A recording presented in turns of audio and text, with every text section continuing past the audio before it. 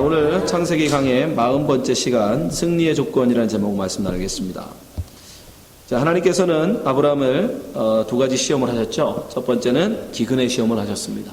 우리가 배고플 때, 우리가 굶주렸을 때 과연 하늘의 양식을 바라보고 사는가, 그것을 하나님께서 아브라함에게 물으셨죠. 그 두 번째는 하나님에게 정반대의 시험, 풍요의 시험. 많이 가졌을 때 내가 가진 것으로 과연 나는 무엇을 위해 사는가를 하나님 부르십니다. 그리고 선택하지요.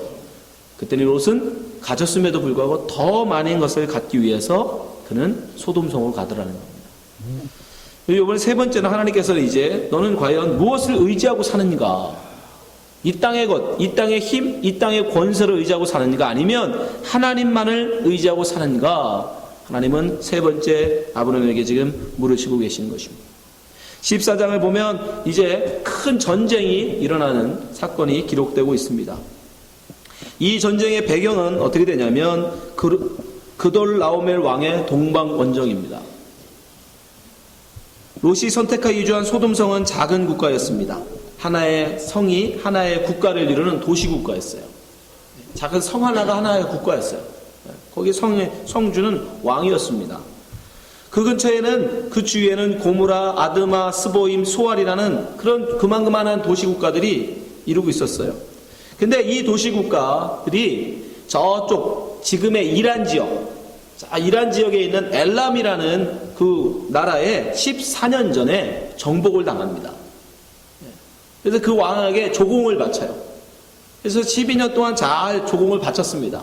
그 나라에 항복해서 그 나라에 조공을 잘 바치다가 13년 되던 해에 거기서 배반을 합니다. 이제 독립을 해버린 거죠. 근데 더 이상 당신들을 섬기지 않겠다.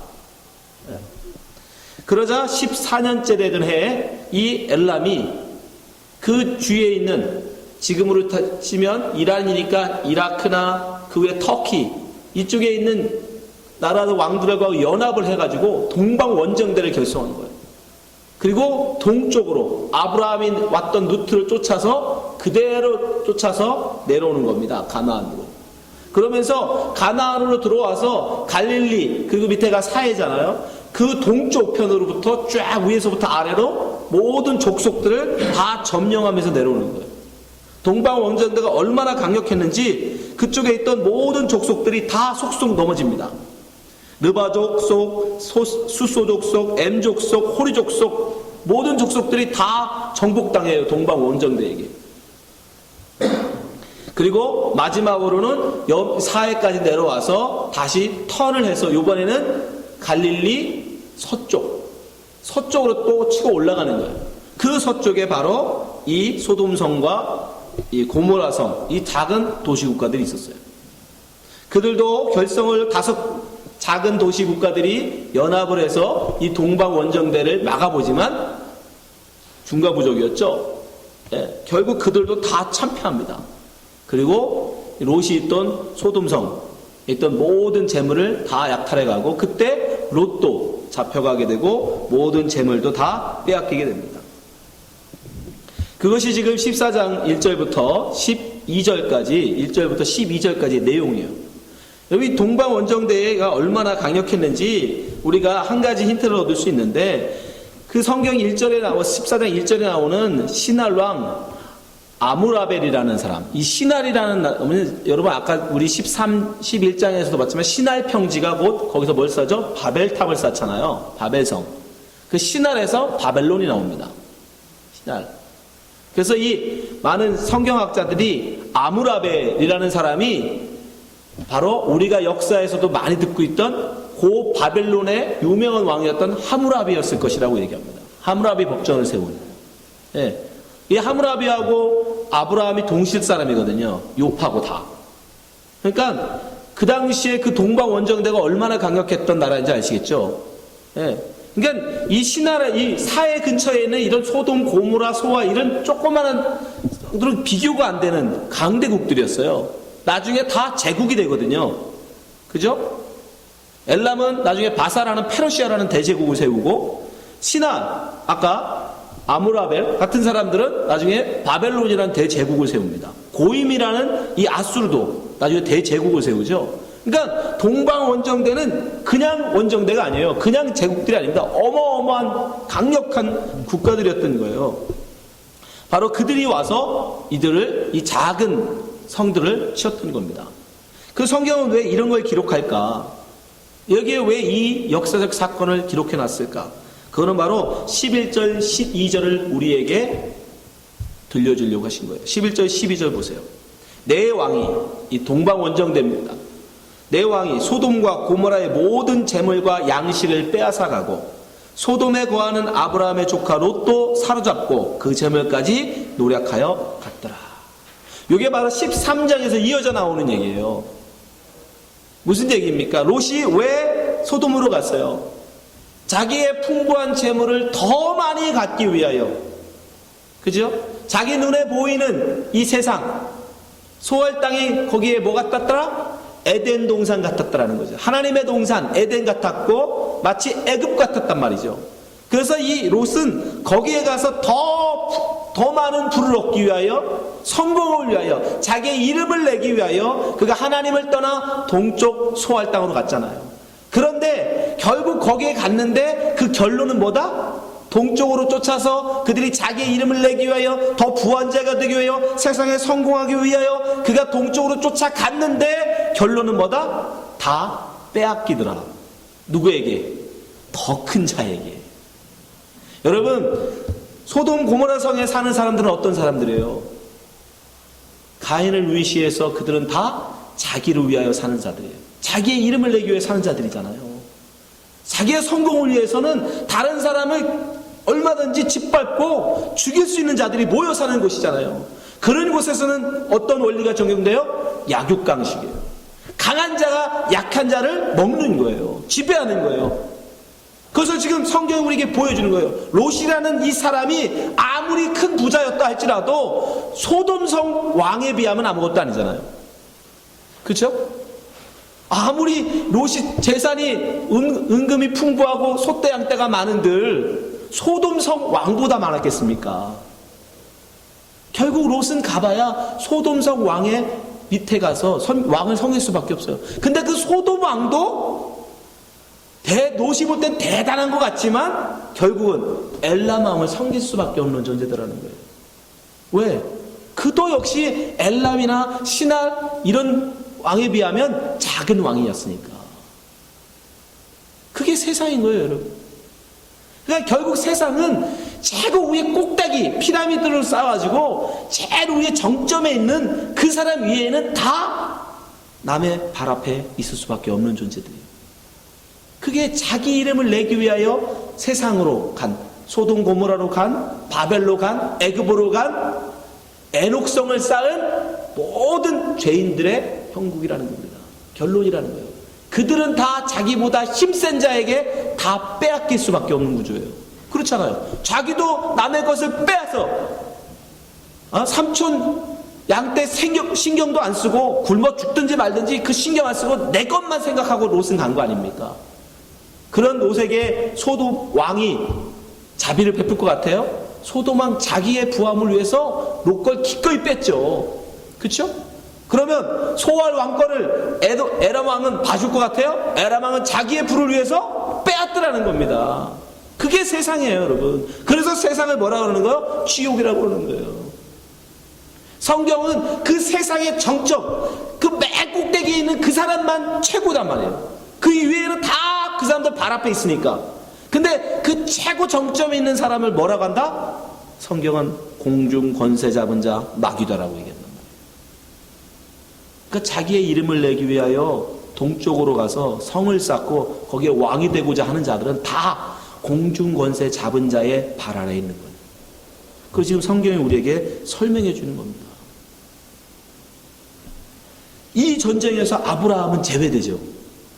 아브라함은 안 나와요. 왜 아브라함은 제외가 돼요? 그는 세상의 그것들을 자기 이름을 내기 위하여 그거 모으지 않았기 때문이에요. 그들은 다 다른 사람을 짓밟아서라도 다른 사람은 신경도 안 쓰고 오직 자기의 것을 뿌려 모으기 위하여 재산을 모으고 명예를 쌓고 권세를 갖기 위해서 막 그 세상 아웅바웅 할 때 아브라함은 거기서 떠나 하나님의 하나님을 위하여 단을 쌓고 하나님의 이름을 부르며 살아갔단 말이에요. 거기와는 구별되어진. 그래서 그는 거룩한 자인 거예요. 그래서 그는 이 전쟁, 이 세상의 전쟁에서 그는 제외되어 있는 거예요. 그것이 여러분 진정한 자유인 거예요. 여러분 이 세상에 자꾸 여러분의 이름을 내기 위해서 뛰어들면 여러분 이 세상의 이 야극광식의 수레바퀴에서 여러분 못 벗어납니다. 이 큰 회오리에서 못 벗어나요. 여러분이 좀 가졌어도 반드시 언젠가는 여러분보다 더 힘 있는 자를 만나게 돼 있고, 여러분이 어쩌고 승승장구할지 몰라도 언젠가는 반드시 나보다 더 힘 있는 자에게 여러분의 것을 빼앗기는 날이 온단 말이에요. 그것을 지금 성경이 우리에게 보여주는 거예요. 거기서 자유할 수 있는 유일한 방법은 뭐다? 그런 행사를 벌이는 거예요. 나의 이름을 내기 위하여, 이 땅의 성공을 위하여, 더 권세 갖는 자를 되기 위하여 그 전쟁에서, 그런 세상에서 나오는 거예요. 비록 세상의 눈으로 보면 그는 가난한 자고, 세상의 눈으로 보면 그는 힘없는 자고, 별 볼 일 없는 자죠. 아브라함 보세요. 죽을 때 동안 땅 하나 제대로 없었어요. 자기 무덤 하나 겨우 갖고 갑니다. 가난한 자예요. 세상에 보면. 왜 아브라함을 건들지 않았겠어요? 동방원전대가. 그깟 재산 아무것도 아니니까. 그들이 가진 거에 비하면 그들은 성을 취하고 다녔는데 텐트 치고 사는 아브라함 재산은 눈에 들어오지도 않았죠. 눈에 들어오지도 않았어요. 오히려 버림이, 세상에서의 버림이 그에게 오히려 복이 된 거죠. 그 성경이 지금 우리에게 말씀하고 계시는 거예요. 우리는 그런과 그렇게 구별되어져야 돼요. 근데 아브라함이 이 전쟁에 참전하게 됩니다. 왜요? 조카가 잡혀갔거든요. 13절. 도망한 자가 와서 히브리 사람 아브라함에게 고하니 때에 아브라함이 아모리 족속 마므레 상수리 숲을 근처에 거하더라. 마므레가 에스골 형제요 또 아넬의 형제라. 이들은 아브라함과 동맹한 자더라. 근데 뭐 대단한 성을 가지고 있는 사람들도 아니고 형제, 그 패밀리예요, 패밀리. 그저 몇몇 패밀리들과 함께 동맹하여 살고 있었어요, 아브라함은. 그런데 조카가 잡혀갔다는 말을 듣습니다. 근데 그를 향해서 조카가, 지난 시간에도 우리가 말씀드렸지만 아브라함의 관심은 어디에 있었죠? 재산에 많고 죽음이 없었죠. 그죠? 그는 오직 사람에게 관심이 있었잖아요. 사람. 그 조카와 함께 뺏어간 재물이 아니라 그 조카에게 관심이 있었어요. 자기와 한 혈육된 그 조카가 잡혀간 것으로 인해서 결국 아브라함은 이 전쟁에 참전하게 됩니다. 근데 그 참전한 그 수가 상당히 비약해요. 한번 14절 보세요. 아브라함이 그 조카의 사로잡혔음을 듣고 집에서 기르고 연습한 자 318인을 거느리고 단까지 쫓아갔어요. 굳이 자기에게 온 것도 아니에요. 단이면 벌써 갈릴리 위쪽입니다. 다 벌써 쫙 훑고 다 이기고 이들은 지금 동방원정대가 단을 올라갔어요. 단에서 조금 더 올라가면 바로 하란입니다.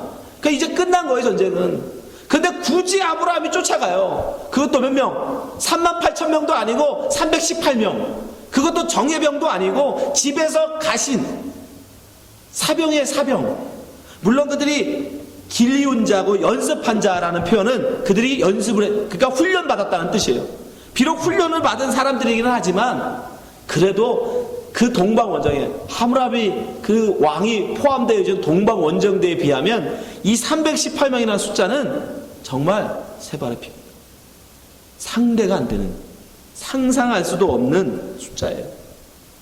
그것도 공성정도 아니죠. 옛날에는 성을 지키는 쪽이 성을 공격하는 쪽보다 훨씬 유리했어요. 그렇죠? 무기가 만만치 않아. 변별력이 없었으니까. 그래서 성을 지키는 사람 한 명이 성 밖에서 공격하는 사람 100명을 상대했대요. 아브라함이 근데 지금 성을 지키는 입장도 아니잖아요. 그저 들판에서 싸워야 되는데 불과 318명 데리고 지금 쳐들어가는 거예요. 이건 무슨 믿음입니까 도대체? 여러분 같으면 이런 믿음이 여러분에게 있습니까? 그 어마어마한 동방원정대, 그 가나안의 모든 족속들을 다 정복하고 모든 성 왕들을 다 불복시키고 지금 돌아가고 있는 그 어마어마한 동방원정대를 불과 318명 데리고 쫓아가서 싸울 생각을 한다는 것 자체가. 근데 성경에 보면 하나님은 이런 사람들을 우리에게 보여주세요. 가장 대표적인 사람이 누구예요? 다윗이죠. 다윗. 예.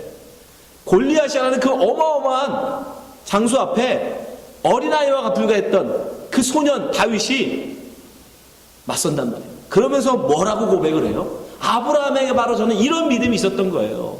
자, 사무엘상 17장 45절. 다윗이 블레셋 사람에게 이르되 너는 칼과 창과 단창으로 내게 오거니와 나는 만군의 여호와의 이름 곧 내가 모욕하는 이스라엘 군대 하나님의 이름으로 내게 가노라.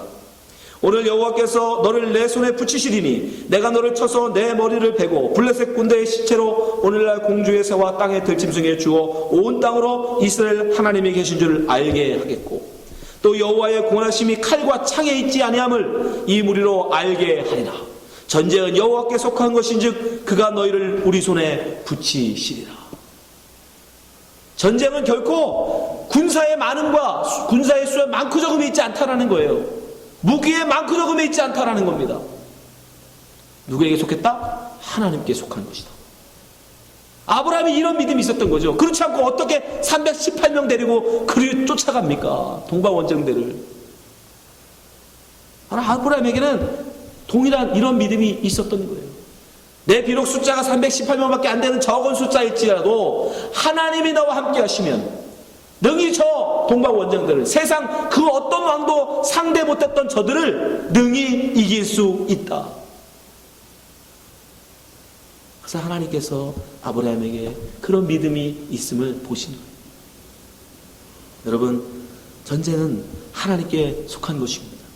그 숫자의 많고 적음이 아니에요. 오히려 우리가 연약할수록, 내가 적을수록, 내 수가 30만 명 가지고 100만 명을 싸우는 것 해볼만 하죠. 그러나 300명 그 숫자 가지고 30만 명을 상대하는 건 말도 안 되잖아요. 근데 오히려 하나님은 30만이 아니라 300을 가지고 나가 싸우기를 원하세요. 그게 언제 있었죠? 바로 기드온 때 있었어요. 기드온. 미디안 연합군이 쳐들어옵니다. 여기도 연합군들이 쳐들어와요. 동방 원정대에 여기도. 사사기 7장 12절. 미디안 사람과 아말렉 사람과 동방의 모든 사람. 또 동방 원정대죠. 골짜기에 누웠는데 메뚜기의 중담 같고 그 약대의 무수함이 해변의 모래가 수담 같으니라.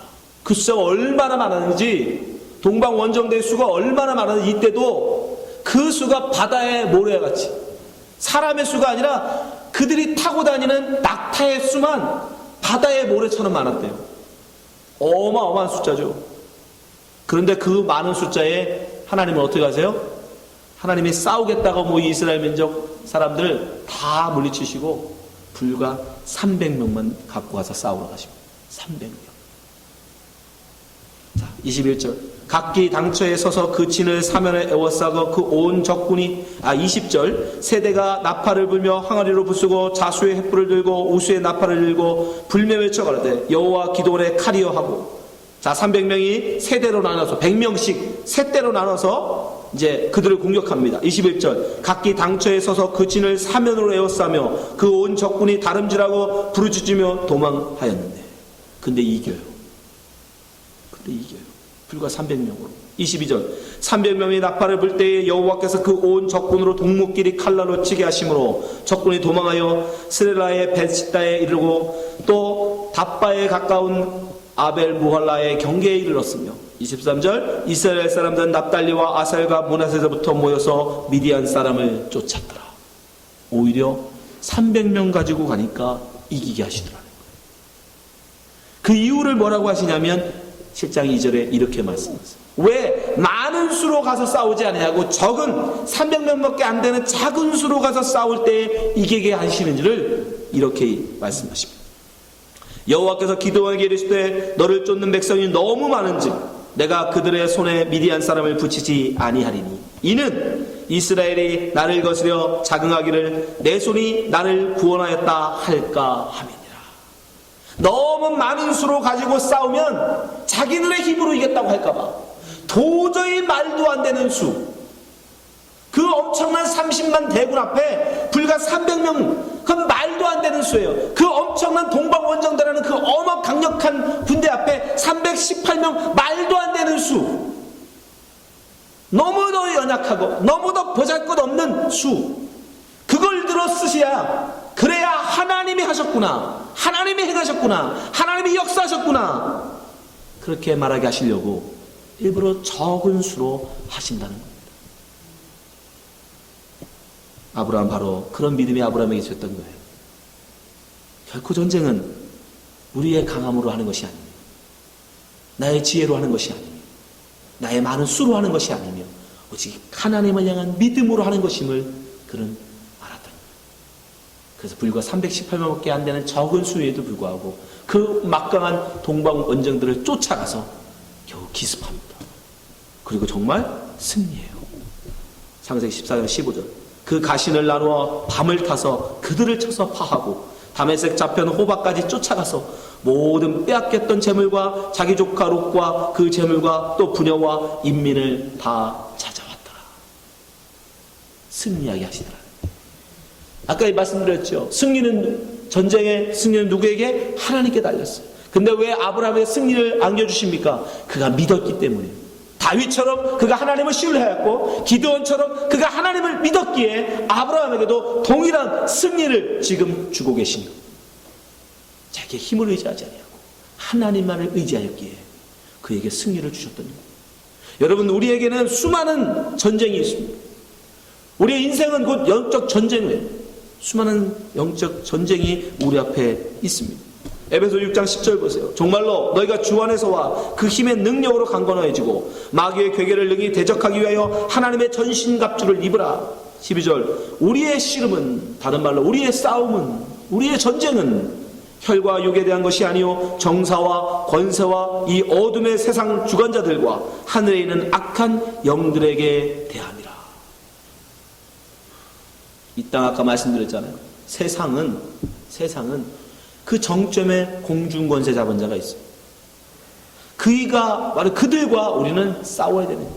그렇지 않으면 우리는 그 세상에게 먹혀버리고, 야곱강식의 세상에 우리는 정신을 바로 차리지 아니하면 우리도 모르게 그 세상의 이 질서, 야곱강식, 나를 위해서 다른 사람을 기꺼이 밟아버리는 이런 야곱강식 세상에 우리도 빠져들어가요.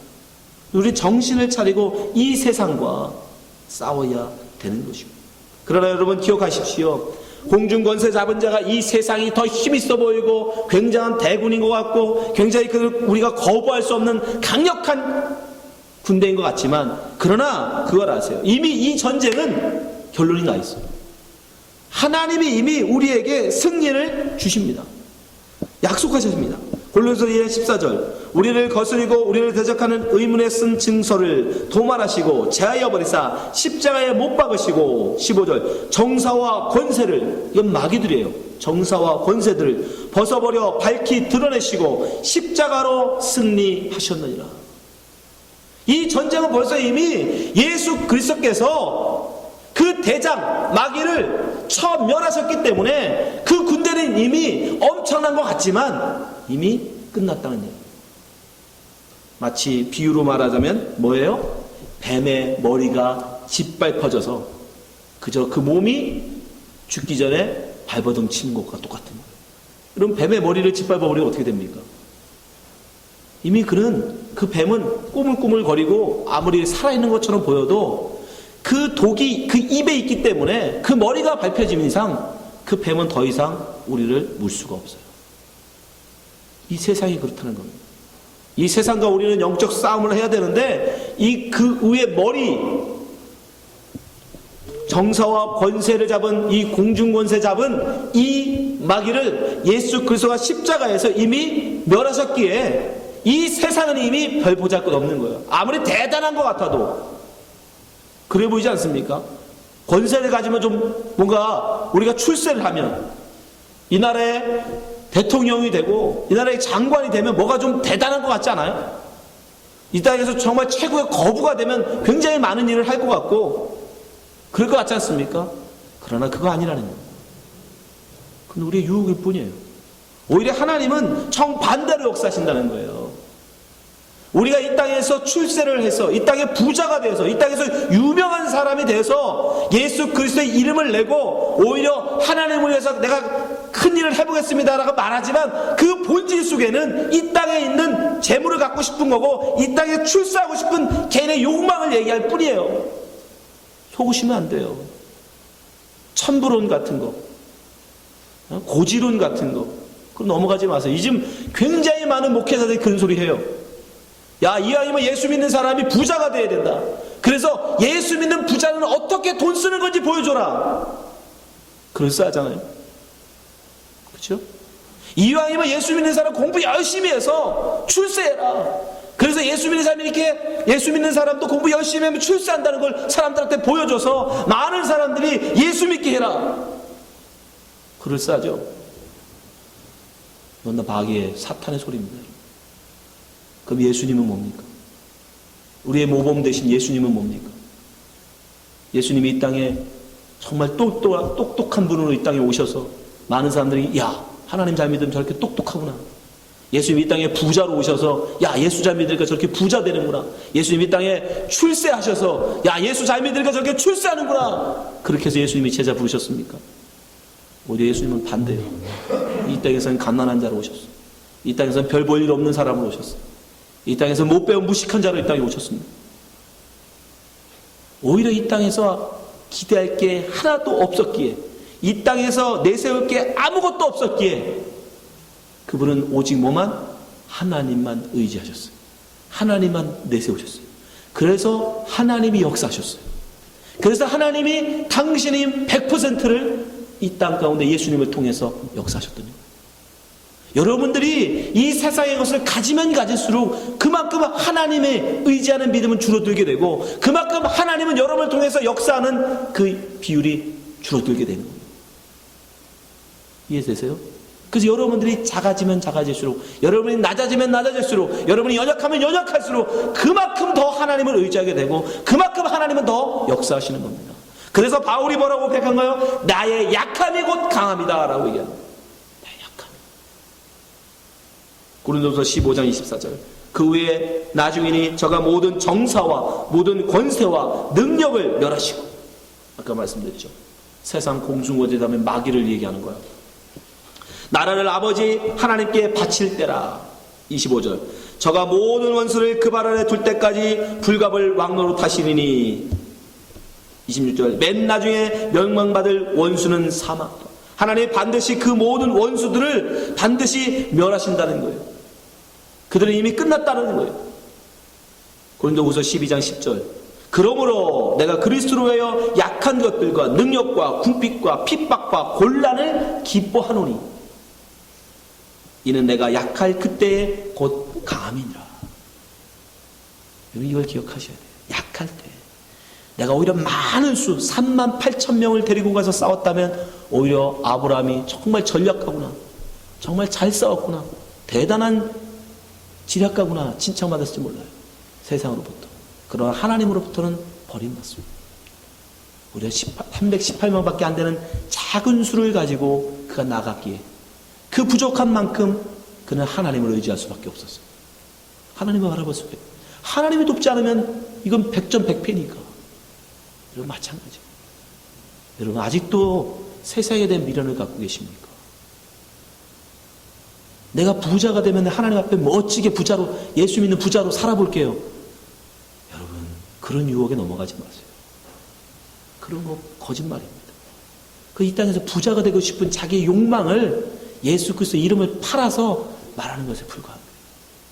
진정한 위대함은 여러분 그런 게 아니에요. 오히려 나의 가진 모든 것을 내려놓고 있는 것조차도 내려놓고 없는 것 구하지 말고 있는 것도 내려놓고 하나님을 붙드는 거, 하나님을 신뢰하는 거. 하나님은 지금 아브라함의 그걸 보시는 거예요. 네가 과연 무엇으로 너는 무엇을 의지하고 사는가? 네가 가지고 있는 군대냐 아니면 하나님이냐? 여러분 마찬가지예요. 여러분 지금 뭘 붙들고 사십니까? 여러분 적금 부어는 여러분 그거 바라보면서 여러분 노후를 기대하고 계시지 않으세요? 그 믿음이 아닙니다. 우리는 통장에 돈을 많이 넣었다, 내가 많은 재산을 모았다고, 내가 자식들을 잘 키웠다고 그걸 기대고 사는 존재들이 아니에요. 하나님만 바라보고 살아야 되는 것입니다. 모든 것 내려놓고 하나님만 바라보십시오. 그럴 때 하나님께서 여러분들을 백전백승의 용사로 세우실 것입니다. 여러분 모두가 다 아브라함 같은 그런 믿음으로 하나님 앞에 모든 걸 의지함으로 영적 싸움에서 승리하시는 주의 백성들이 되시기 바랍니다. 기도하겠습니다. 하나님 아버지, 우리에게 수많은 전쟁이 있음을 우리가 압니다. 수많은 싸움이 우리 앞에 놓여 있음을 우리가 압니다. 날마다 우리는 믿음의 시험들이 우리에게 닥쳐옵니다. 그런 시험 앞에서 우리가 하나님 아버지 세상의 유혹에 흔들리지 않게 도와주시옵소서. 이것을 우리의 힘으로 되지 않고 하나님의 능으로 되는 줄 믿사오니 주님, 우리를 붙들어 주셔서 우리에게 믿음을 더하여 주셔서 하나님의 믿는 믿음으로 우리 앞에 당한 모든 시험과 모든 싸움을 승리하게 하여 주시옵소서.